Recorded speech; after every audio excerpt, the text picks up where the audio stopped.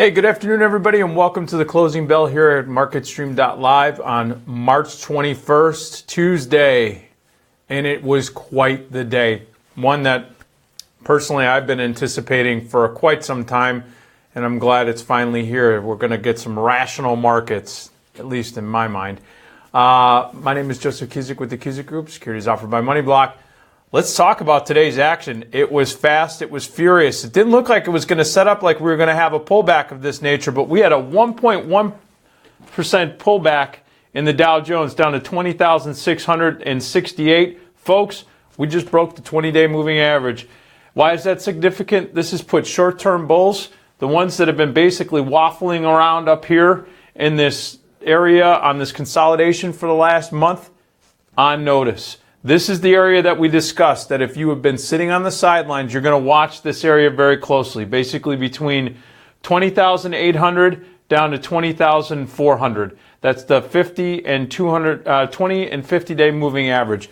This is where the bulls are going to have to dig in their heels, and they're going to have to fight a fight. If they don't, and they're not able to hold this area, we're going to start to see some weakness rear its head. Taking a look at the S&P 500, down 1.24%, 29 points at 2,344. Again, sliced right through that 20-day moving average. Short-term bulls on notice. Next level that we're going to want to watch is 2330.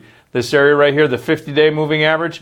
Challenge there, folks. That's where we're going to look. Now, as I talked about in Tech Talk, some of you are wondering, well, if this is all bearish, this is opportunity. And what I mean by opportunity is that there are strategic approaches that you can start putting in place, whether it's to establish new bull positions, new bear positions, or you want to start putting some neutral positions on that basically are taking advantage of heightened implied volatility.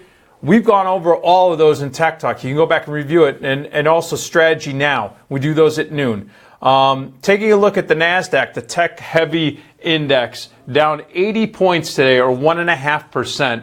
At 5332.50. Again, down through its 20-day moving average. Next level that we want to see challenged potentially is 5244. This is the index, and this is the area that I said was the canary in the coal mine. I've said it for multiple different sessions right now, and bottom line is I haven't seen a move like this in the Russell 2000, and I can't tell you how long it's been. The Russell was down 2.7%, down 37 points at 1,346.54. Sliced through its 20 and 50-day moving average. We were talking about this over the last couple weeks, right? This was the battleground. We thought maybe it was retracing, holding that 20-day moving average after it broke the 50. It came through with some conviction today. This is not a good sign as far as the domestic economy is concerned. There is concerns. Now, of course, it makes sense. We're starting to see inflation, but people are starting to question growth, through GDP, wage inflation. We're not seeing that coincide with the inflation numbers that we might be seeing. You're seeing the bond markets uptick as far as price concerned, yields going down, finance getting whacked. I mean, right now, what you're seeing in this marketplace is that, and this is what the Russell's telling me, that there are some severe questions about healthcare, tax reform, as well as trade policies. There's also uncertainties starting to come around the political processes, not only here in the United States, but overseas. In Europe, specifically, take a look at France. They're going to be having elections on April 23rd.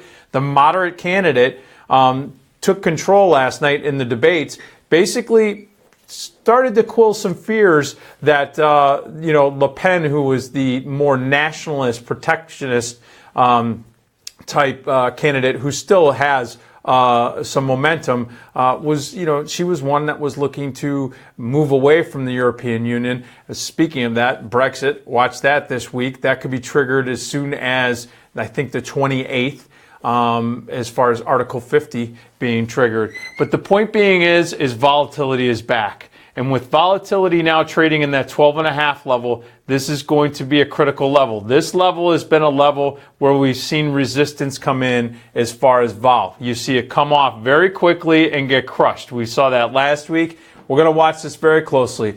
But again, now we have some catalysts. with the Fed out of the way, and the fact of the matter is that bonds were bouncing as significantly as they did today, and you can see that in the 2-year, the 10-year, and the 30-year, all at finishing the day at best price levels. There is some uncertainty in this marketplace. When there are individuals out there buying bonds because they look out at the marketplace and they say, you know what, I can't find a dividend stock that's now paying more than what I can get in the bonds. And that's a little bit of a fear factor there. And from the perspective that people are saying maybe the U.S. domestic markets, they've moved pretty far, pretty fast post-election. We're not seeing all of the catalysts aligned so that we have continuation of putting capital there. Maybe trim some profits, put it in some safety right now, and that's why the bonds saw an uptick. We did see also a notable downtick in the dollar. Dollar actually came off of some of its worst levels, but still finished at the low of the day almost at 99.72. That impacted crude. Crude, we thought we'd get a little bounce after seeing that dollar weakness. Watch the API report out tonight. That's going to give us an idea going into the EIA report about how much we're having as far as withdrawals or drawdown in storage, or we're having buildup. Again, here in the United States, it's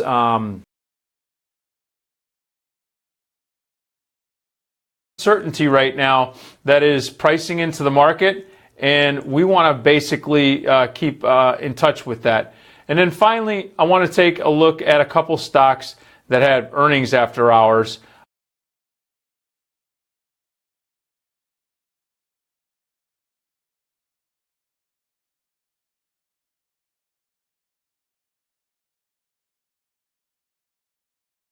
$91.72 right off of the close. They're announcing tonight. Silver Wheaton. And then finally, biotech. Biotech was probably, other than the Russell 2000, was the biggest loser of the day. IBB, which is the biotech iShares ETF.